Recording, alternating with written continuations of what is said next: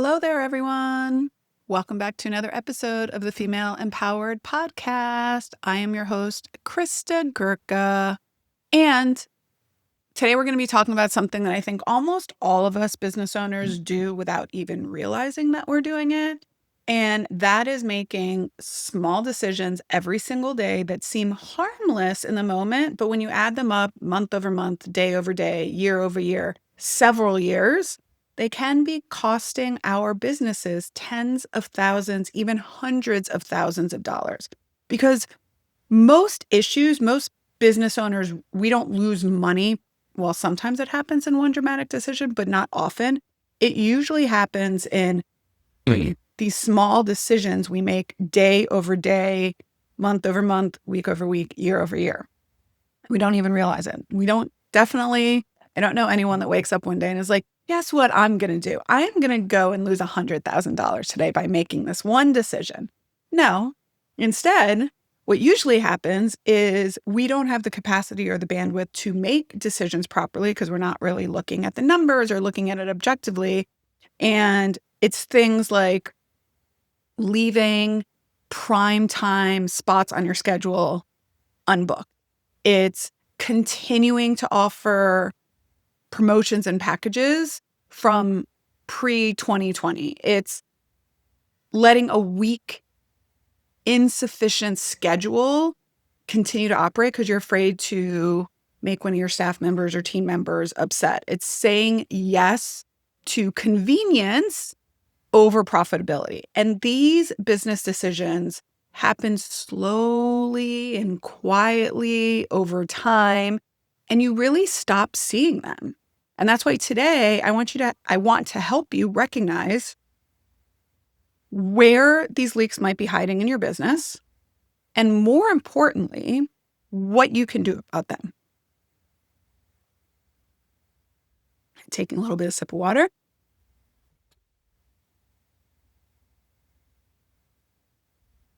Okay, so are we ready?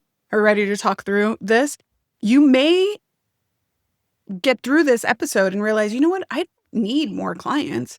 What I need is better decisions. I need to have better outcomes around the demand, the time, the schedule, and the offers that I already have in my business. So, number one, what are we going to talk about first? We're going to talk first about the true cost of all of these like little tiny bitty decisions, right? One of the mistakes I see a lot of the business owners make is thinking that, again, like I said, like one big decision, they're like one big decision away from failure or success. But really, it's not like, oh, am I going to open a second location? Am I going to hire more people? Am I going to start running ads? It's these little tiny micro decisions that are the foundation of our business that we have to get better, that we should work on getting right before we move on to the macro decisions, because our business is built on hundreds of small decisions we make every single day. Just think of all the decisions you made today before 9 a.m. And that's not even including the ones for your life. Making breakfast for the kids, getting them out the door. Did you sign the permission slip? Do you have to send money for teacher gifts now that it's almost the end of the year? What are we doing for summer? Are we going to be open for July 4th? Are we going to be open for Memorial Day? If we're not going to be open for Memorial Day, are we going to close? Do we cancel those clients? Like all of these decisions time and time and time again.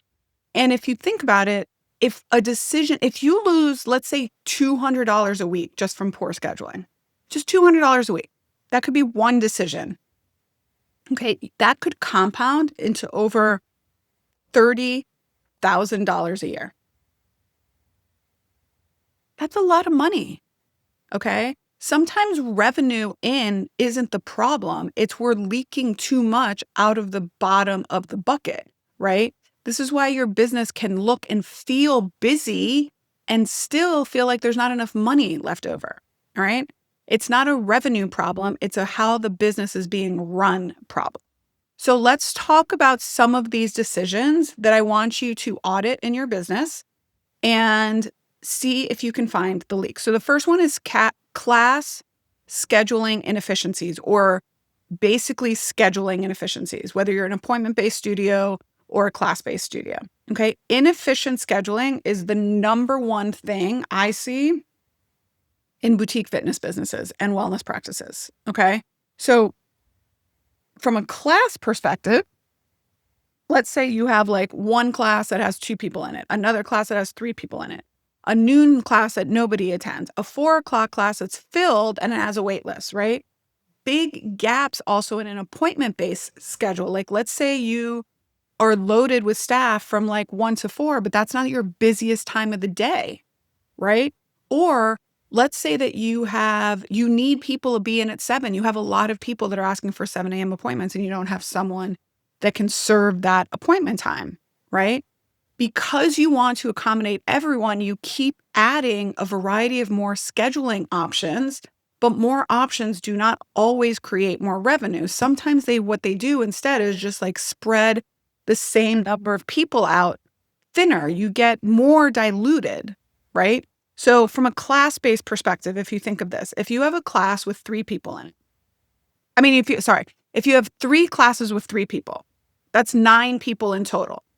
But if you combined all of those people into one class, if you have enough room if you have 8 or 9 reformers, now you take those 2 other lower performing classes off the schedule, maybe fill them with private sessions one-on-one, maybe some of those 3, or you fill it with a semi-private session with those 3 people that were in there. What does that do? That increases the energy in the room for that class that's filled now with 8 or 9 people. It improves your instructor efficiency. They usually can teach better to the energy that's better. It reduces your payroll costs because you're paying them for 1 class instead of 3, and it creates more space for profitable hours elsewhere. So in other words, maybe you can take some of those 3 people that were in each of those 3 classes and sell them into a semi-private session or even at a private session. Okay. Because if you think about it, let's say 3 of those people in that class are paying $30 each. That's $90 for that class. But you can sell a private session for like $120, right?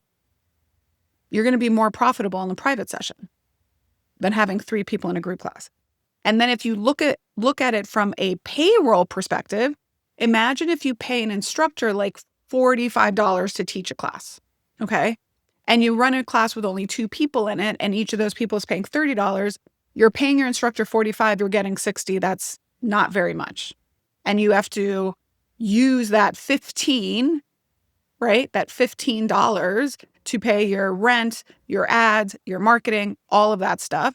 Whereas if you combined it into one class, you're going to pay that instructor $45. And now you have 8 people in a class, you're getting $240. So now your profit is $200. Okay. So that is something you want to think about.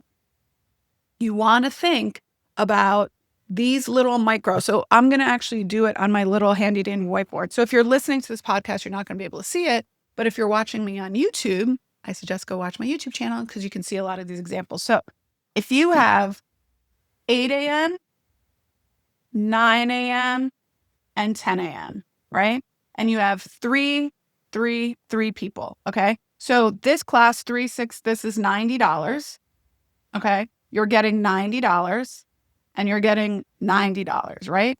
You pay out $45, so you're left with $45, okay? $45 to pay your rent, all that other stuff. Now, let's say you combine all those 3 classes and you can get 8 people into one. 8, each of them is paying $30, right? So that's $240 for this class, minus the $45 you're paying your instructor, and that equals $195. This is way better, okay? This is way better to have left over than $45, okay? This is where an inefficient schedule could be leaking. Now, if you did this, let's say this was happening 3 times a week, right? And you are looking at, so this is happening. So you're losing, right? Let's say, so minus 45 is $150. So you're losing $150 3 times a week. Okay. So that's let's do this math. So 150 times 3. Okay, so that is $450, and that's happening 52 weeks a year. That's $23,000 you're losing in a year, just in this one example. Okay, so an inefficient class schedule could really be costing you tens of thousands of dollars in a year. Okay, so one of the things, the action step you want to do for this is you want to look at your class schedule or your appointment schedule for the last, 3 or 4 months, 12 to 16 weeks.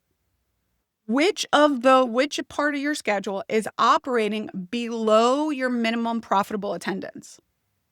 Now, if you're like, what's my minimum profitable attendance? Well, that is something you should know. You should know how many people, how many butts and seats I need in each and every class to be profitable.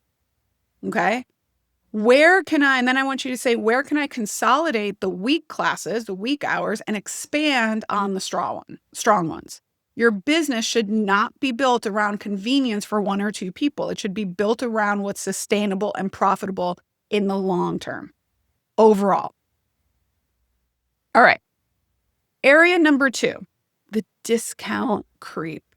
I hate discounts. I hate comps, because I think people generally think, oh, if I just discount it, they'll come in and that's how I get more people. But no, then you're selling your stuff for less amount of money and you only have a limited amount of capacity. So you're killing yourself. You're biting your nose to spite your face. I don't know what the phrase is, but anyways, you're not making the best decision. All right. And this could cost you definitely 5 and 6 figures in discounts that you do not need to be giving out. They really sneak into your business. I see this all the time with old founding member rates. Okay. I'm not opposed to founding member rates, but they should be for a limited time. So if you're going to give a founding member, if you're starting a new service or you're opening a new location and you're like, I want to give founding members, they should be for like 6 months, not forever. Because again, we have a limited capacity. It's one thing if you had a gym that you can always have more people in, founding member rates are great. But when you are selling services and you're selling like a bike or a mat or a reformer, then the founding member should be short-lived.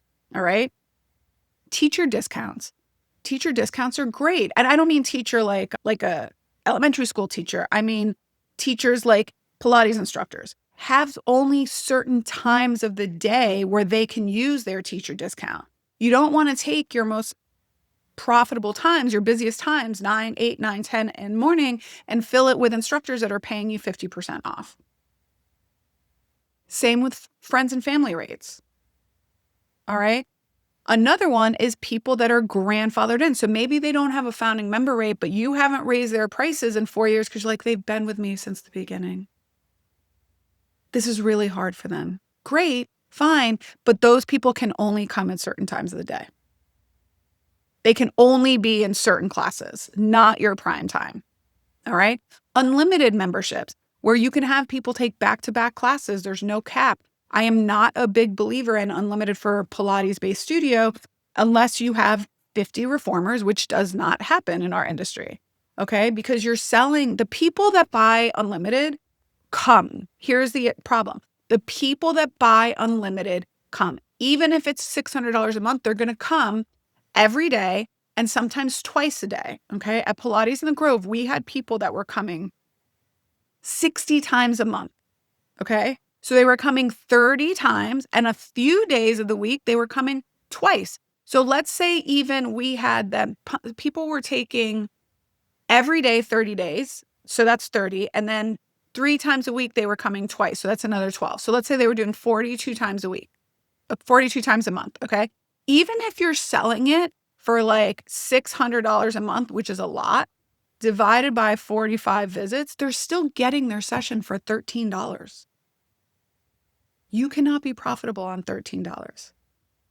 Or most of us can't be profitable on $13 unless you don't have rent or overhead or something like that. Okay. So it's one of the biggest things I see where you have a majority of people that are still on really outdated memberships or packages, right? And it's where I see you don't really have a pricing problem. You have a discounting problem. You're giving margin away without even realizing it. So again, why I'm not a big believer in Black Friday specials. Okay. Because now let me sell all these packages. Great. And you get all this cash influx right before the end of the year, which by the way, then you have to pay taxes on. But now you're just discounting your services. And so now you're selling the same service. You're paying your instructors the same amount, but you're taking less money in. It's not a smart business decision. Okay. So let's give an example. Say a regular package is $200. But because of a discount, the average person is actually paying $180. So you're thinking, oh, it's only $20, right? It doesn't sound like a big deal. But if you have like 100 clients that are getting a $20 discount, that's $2,000 a month that you're leaving on the table, $24,000 a year. Again, so if you have inefficient class schedule and now a discounting creep, that's like 50 grand a year that you are leaving on the table. 50,000.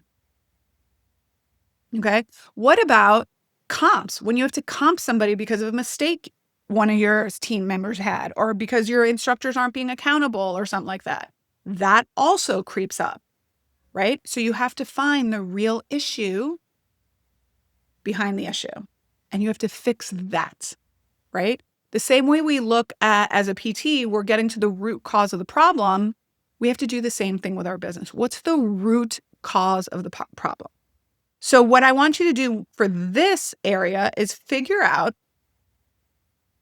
every package that you're selling, every membership, every discount, every person who's paying a non-standard rate.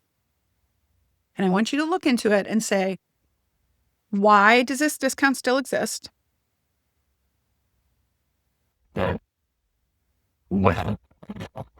Sorry. My dog Duncan just started barking like crazy, so I don't know if you can hear it or not. But anyways, what would happen to the clients if I remove this? And do I know this to be real, or am I just imagining it's a story I'm telling myself in my head because I'm afraid to ask? Okay. And can you change these like founding members or people that have been grandfathered in forever? How can you improve on this discounting issue? Okay. Area number 3, primetime hours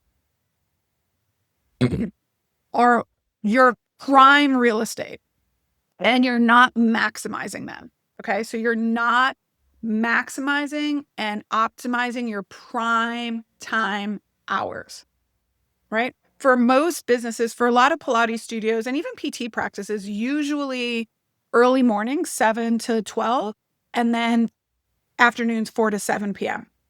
Most Pilates studios, I will tell you, this is a generalization. I actually have no data to support this right now, but most of us, it's mornings. Evenings are still good, but they're a little less than our mornings. But the weekends are prime real estate, Saturday and even Sunday. Okay. So what happens? Where do we see the leak in the business? Businesses are making low profit decisions during high peak times. So maybe they're spending like at 9 a.m. and they have an intro class on the schedule. No, do not have an intro class in your prime time. Have an intro class in your downtime, like 1 o'clock. Okay. Having a low demand service, take a prime time. Giving a staff member their preferred schedule, even though that doesn't fill a room. So if you have an instructor, right, or a PT that's working those prime times, but they can't keep people on the schedule or they can't get people in a full class, they shouldn't have those prime times. Those prime times go to the best service deliverer, the people that can produce. All right? Keeping an outdated class format in your best hour. Like we did this for a while. We had a bar class on the schedule, and we really did it because this instructor loved teaching it. And eventually, like very few people came, but the people that did, and I say few, like 3, 4 maybe. The people that did come loved it. The instructor loved teaching it, but I was like, we can't teach it at this time anymore. We have to, if you want to continue to do it, I'm happy to let you do it, but we have to do it at a time that's not going to take you away from another group class or take up time where we could have a full reformer class. It's just monetarily, not financially responsible to continue to do this. And that's what being a business owner is making these hard decisions. Okay. So Tuesdays at 1 or 2 p.m. is not going to be as valuable as Tuesday at 9 a.m. So how are you going to check your schedule, right? You can do this. There's actually a lot of reports in softwares like MindBody and Moments and stuff that you can run a report that's what are the highest demand time slots, what have been the most profitable, which service is currently producing the most profit, or which teacher, instructor, practitioner is producing the most profit. Okay. So I want to talk a little bit about some strategies here. Okay. So let's say you have a private session and you cannot, because you have a private session, you cannot run a group class at the same time. And it's in a prime time slot. So your private session maybe will generate $100, but you can have 5 reformers at the same time with everyone paying $40 and you could fill $200. That's a decision you have to make where you have to be like, either I have to get to another private session at the same time, or I have to change this to a class so that I can be more profitable during my prime times. All right. So you have to stop asking, how can I fit more people in the schedule? How can I fit more people into the business? And start saying, how can I redesign my best hours to create more impact, more access, more revenue, more profit? Now, I want to give you another example. Okay. What about when there are people that your business is full and you're like, I'm at capacity. Like we can't fit any other business in here. We'd have to hire to do that. Okay. So when your business is already full, the answer is usually not more hours. The answer is using your highest demand hours a little bit differently. So let's talk about this in terms of you don't have a demand problem, you have a capacity problem. So what about when you have privates, okay, but you have people that want spaces, so you have the clientele, but you don't have the staff and you don't have the hours, right? So what if you took that private at noon and you turned it into like a pod or a semi-private, right? So maybe that's like, so instead of getting $100 for that one private, you can charge $75 each person, or maybe even $60 each person. Okay. And now you can get 3 people in there and you're going to make $180 instead of $100. Your instructor makes more. The client gets the opportunity to pay a little less, right? And the studio has more profit. So sometimes if you're looking at a capacity problem, or let's say you have an instructor who she's already teaching or he's already teaching 30, 35 hours a week and they're now hitting their ceiling, right? We can look at that and say, and you're like, I don't really want to raise prices for these people, which is one lever you can pull. But another lever could be that you're like, okay, let's take some of your clients that you think could work really well together and create a pod, right? So you can say at this hour, I'm not going to do a private anymore. I'm going to do a pod and each person's going to pay $60 instead of $120, right? So you get 50% off. But now you get 4 people in there, you're making $240. Okay, so your instructor can double her salary. She gets the same amount of people in. And then you can take those other hours and you can do other stuff in those non-prime time hours. Okay. For PTs, let's say you're charging $200 an hour for a private pay PT, and sometimes the price is an issue for people, longevity wise. So what if you had, at 3:00 in the afternoon, we have our low back group session. Okay. So instead of $200, okay, each person's going to pay $70 and you can get 4 people and a PT runs it. All the people are doing relatively similar exercises. These people usually don't need manual therapy anymore. They just need some guidance and programming. Okay. $70 times 4 is $280. You now have made $80 more.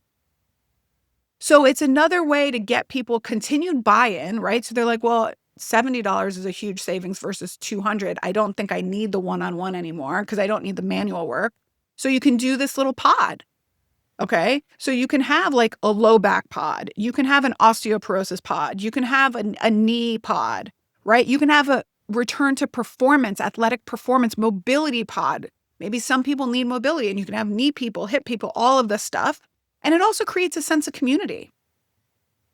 Okay. It's a great way to give, like, you start you have an assessment, it's $200. You do 4 to 6 sessions of one-on-one, that's $200. Now you can go down to our pods and now you can be in our fitness or wellness program. So it's like a graduated plan of care. It creates buy-in from your people. It's a great think outside the box, smart decision making for smart business owners. Okay. I have lots of ideas and examples when it comes to that. Lots. Okay. How about, this is another thing we talked about. How about if you can use your most in-demand team members a little differently? This is exactly what I was talking about. So instead of, if they're capped out, right? So maybe combine some of their privates into pods, even if it's 2 people, right? So let's say a private is $100, $120 for this person. And now you combine it with 2 people and each of them is paying $80. They're saving money and you're making more money. And the instructor's making more money and she can get more people in and off of the wait list. So just think outside the box. Okay. So another area that you could be leaking money is outdated offers that need to go. They need to be off of your offer suite, off of your value ladder. It's something that nobody buys anymore. It's a class format that used to be popular, but it's no longer profitable. A service that has really high effort and low profit, or a membership tier that needs to be discontinued. So think of like unlimited. Really, people, if you're a Pilates studio, not yoga, I think yoga does great. And even spinning, if you have 50 bikes, I think that's fine. But if you're a Pilates reformer studio and you have 10 reformers or less, and you're offering unlimited, I want you to look at your unlimited and see if it's actually hurting your business. You might think it's helping your business because you're like, wow, they're $500. I'm getting, I have 5 people on them. That's $2,500 a month. But it could be hurting your profit if they're paying $12, $15 a class. Okay. Do you rely heavily on ClassPass? Does that need to be discontinued? Do you have a service that is not profitable to you? Does that need to be discontinued? Sometimes these outdated offers, you think you're giving people more options, but it's causing more confusion for them, more complexity, more work for your team. It's way easier to have, it's less is more, right? It's way easier to have a few offers and very specific pathways of like who is best for each offer. The businesses that scale best do it with fewer things because they're able to do fewer things better. The fastest way to improve a business is not by adding something new. It's by simplifying and optimizing what's currently working. I like to use the example because this is me. Things in your closet. Have you ever cleaned out your closet and you look at something and you're like, yeah, I haven't worn that in a year, but I might wear it one day. I haven't worn it in 5 years. Someone came and we were cleaning out my closet and I kid you not, it was yellow and it was my suit that I bought when I graduated from PT school in the 1900s, by the way, that I used on interviews. First of all, I think the skirt was like knee length. I think the jacket had shoulder pads in it. And my friend was like, why do you have this? I'm like, I don't know. I might use a suit one day. She's like, first of all, if you did wear a suit ever, you would not wear this suit. So get rid of it. Get rid of it. Why are we holding on to things that no longer serve us? Get rid of it. Simplify, optimize. Right? Instead of offering 12 different ways to work with you, make it 3. Instead of offering 12 different membership options, make it 3. All right? Simplify to optimize. Simplify to optimize. I'm going to say it again. Simplify to optimize. All right. So what I want you to do now is for every offer you have in your business, I want you to think, one, is it profitable? And not, oh yeah, it's profitable. Like, do the numbers. How much does it cost you to service this? How much do you get left over? This is, again, for teacher training. People are like, oh, it's super profitable. I'm like, is it though? How many hours are you actually teaching? Is it profitable? Don't just think it's profitable because you got 40,000, but how much is it costing you to deliver? What is the opportunity cost? Okay. Is the offer in demand? And are people willing to pay for it? Does this offer support the direction you want to go in your business? Is it moving you closer to that goal or farther away from that goal? And if you were building this business today from scratch, would you include this offer? Or would you be like, no, that's too much work. I'm not going to do it. All right. So before you make new decisions in your business, I want you to ask yourself these 5 questions. Okay. Does this make us more profitable, less profitable? That's what we were talking about. And don't just say, yes, I think it does. No, feelings are not facts. I want you to look at the numbers. You have to look at the numbers. Does this create more simplicity or complexity? That's the other thing. Are we making our business harder than it needs to be? Does this use your best hours and best people wisely and most efficiently? Is this service using your best hours and your best people the most efficiently? Are your decisions based on data or feelings? Feelings are not facts. Feelings are not facts. Is this decision going to get me closer to my goal or farther away from my goal in the next 12 months? So 12 months from now, whatever decision I make right now, am I going to be closer to my goal, whatever that goal is, or farther away from my goal? Because again, 6-figure problems are often created by these tiny decisions we make day after day, week after week, month after month. So take a step back and clearly look at your decisions. Look at them. Understand them. Evaluate them. Scrutinize them. It's important. It's important. Is it hard? Yes, it's hard. But you're a successful business owner. You're a smart business owner. And smart business owners look at their business in this way. They look at their decisions in this way. That's what makes them successful. And that's what I know you want for yourself and for your business. I know this. All right. So if today's episode made you realize that there may be a few hidden leaks in your business, first of all, yay, good. Okay. Awareness is the first step. Okay. And second, I want you to remember that this is not about being bad at business. It's not.